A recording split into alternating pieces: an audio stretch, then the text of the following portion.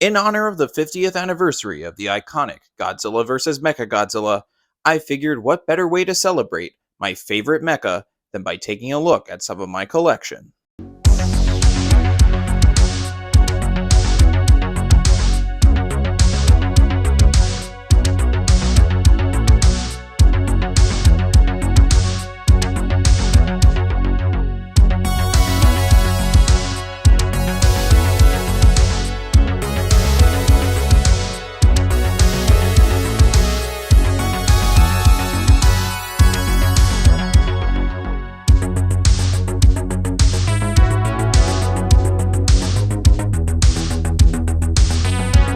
Now, what you see in front of us today is about 13 figures here. That is not representative of my entire collection. I think with the ones that I currently don't have access to at the time of this recording, it's closer to about 22, 23 Showa Mechagodzilla figures. So, in case you couldn't tell, I'm a big fan of Showa Mechagodzilla. If you've been following this channel for any amount of time, you've probably heard me mention Showa Mechagodzilla. And I always say that he's my second favorite kaiju slash mecha in the entire franchise, right behind Shin Godzilla. And credit where credit's due, this movie and this design of this character is now 50 years old. And to me, the way I've always thought about it is just how crazy it is that the Showa era of the Godzilla franchise brought us so many of the kaiju that we know today. And just thinking about it, how iconic these designs are. This is the first representation of Mechagodzilla, and I try to put myself in the headspace of the audiences who were privileged enough at the time to grow up with these or see them when they were around that time, and just seeing Mechagodzilla for the first time since he's our point of focus today. It's just so cool to me because, yeah, we've had the Heisei version, we've had the Millennium version, and of course the Monsterverse one, but to me this is always going to be my favorite one. And in part, I think it's because since it is the first iteration of the character, and also just because of how impactful this design is. And another consideration that just really intrigues me with this character is the fact that he was the last of the Showa era, and yet he has become one of the big five that we have come to know and love: Godzilla, Mothra, Ghidorah, Mechagodzilla, and Rodan. That is the staying power that Mechagodzilla has.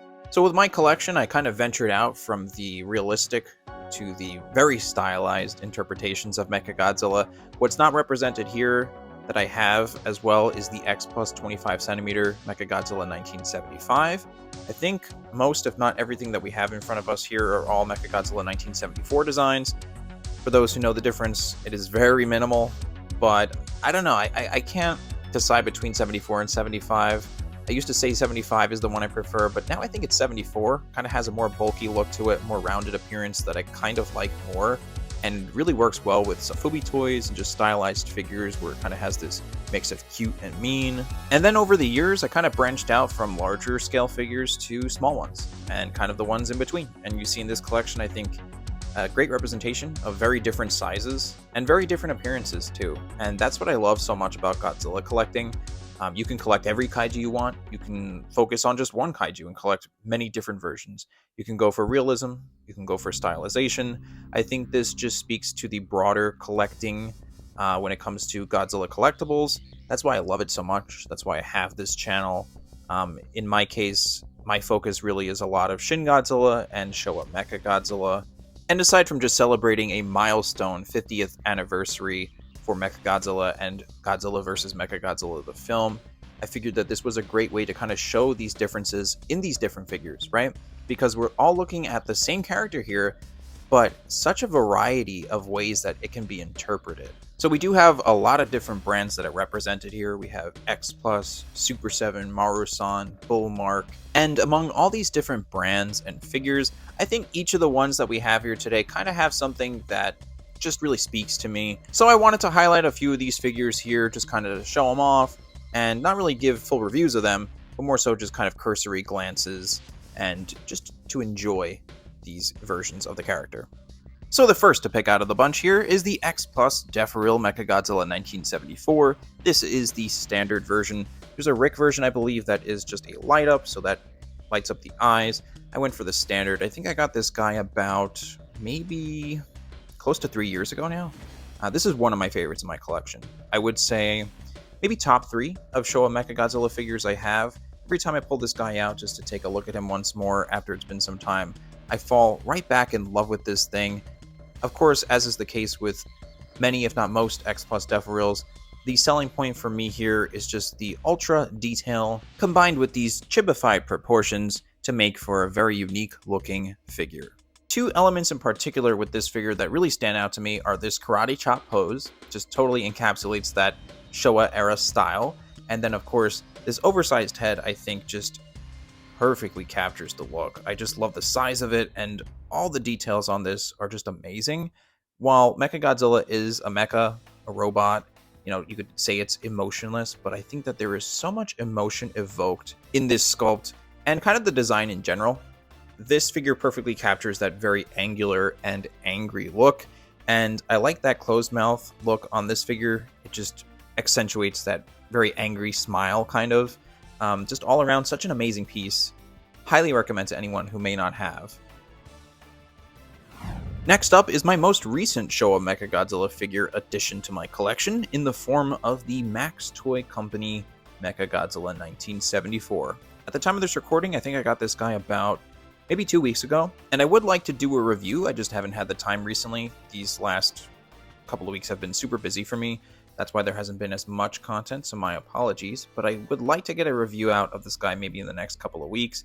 But just to take a quick glance at him, first thing you might notice is just the level of detail with the rivets on this guy really stand out. But again, I think the head on this one is just so awesome. And to get really particular, I think the teeth are done really well here. They're really exaggerated very well with that kind of black paint application in between the top and bottom rows of teeth that kind of make it look like a shark almost, and by proxy kind of accentuates the jaw here. So this one has a very angry look, which I like a lot.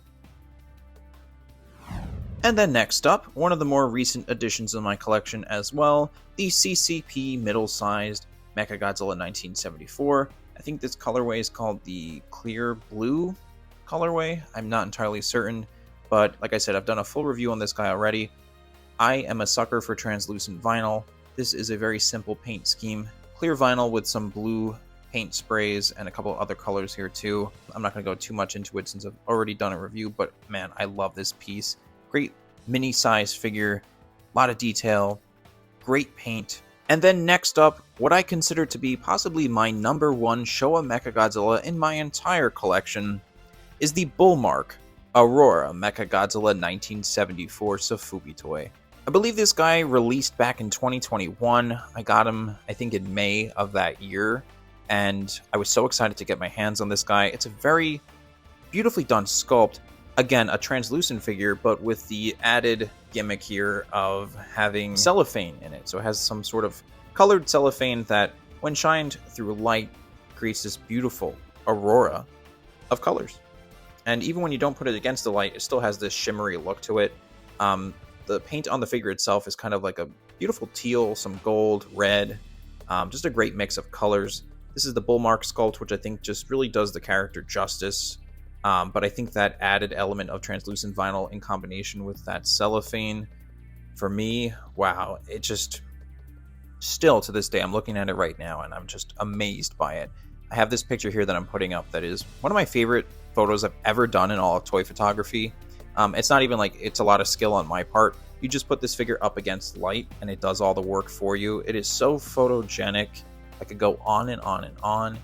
If you're a stylized figure collector, Sofubi toy collector, Showa Mechagodzilla fan, and if you're able to get your hands on this thing, do so. Seriously. And in this corner, we have the Super 7 Showa Mechagodzilla figures.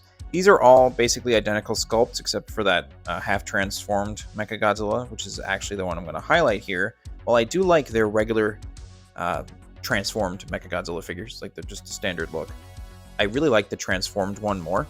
I just think it's very unique, especially among my entire Mechagodzilla collection. This one stands out more because it is half-transformed. Really cool paint apps. We're going more for, I guess, screen-accurate colors here, so we have that silver paint app for the Mechagodzilla portion and the dark black or charcoal for the fake Godzilla skin on it. Just a really unique sculpt. And in general, I like the size of the reaction figures. I think that while they are on the smaller side, you do get really cool details and great paint applications. And I really love what Super 7 did with these Mechagodzillas, where they did so many different colorways of the sculpt. The next one we have here is definitely a centerpiece and a showstopper, an eye catcher, whatever you want to call it. This is the Marusan 350 series Mechagodzilla 1974. I think this is the clear glitter version. I don't know the exact name for the colorway. It basically has no paint on it except for the eyes and a couple of different spots throughout the body. But obviously, what the highlight of this figure is here is the copious amounts of glitter.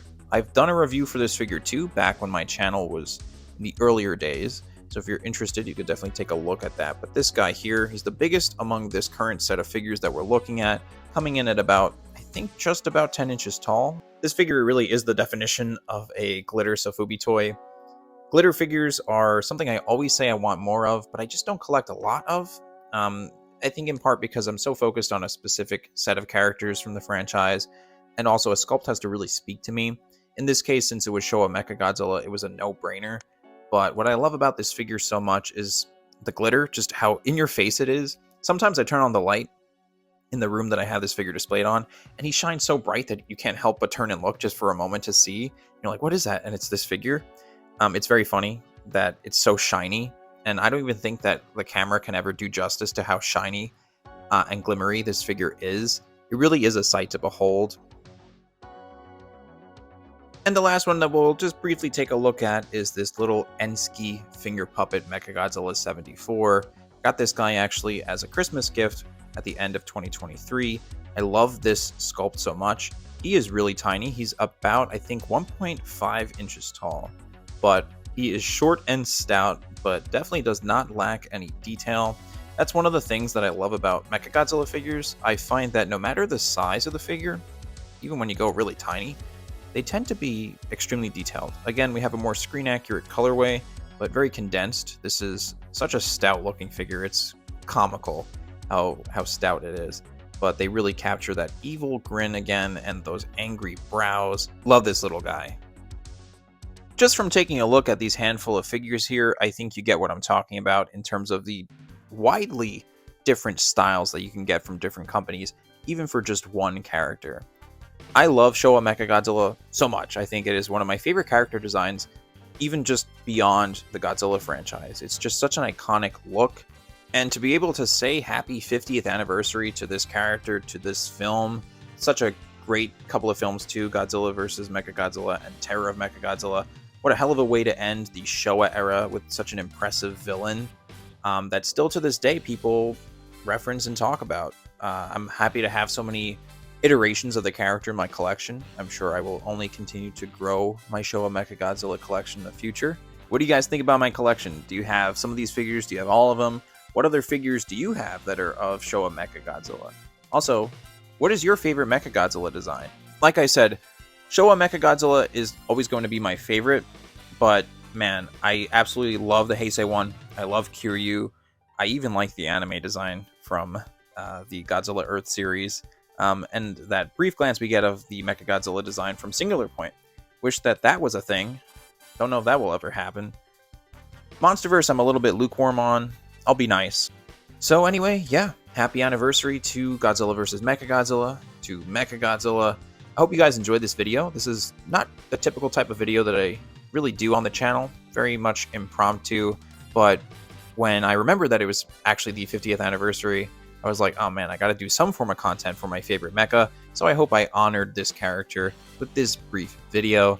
If you like the content and you want to see more, hit like, subscribe, take a look at my other Godzilla figure content on the channel as well. And lastly, thank you very much for watching, and have a good one.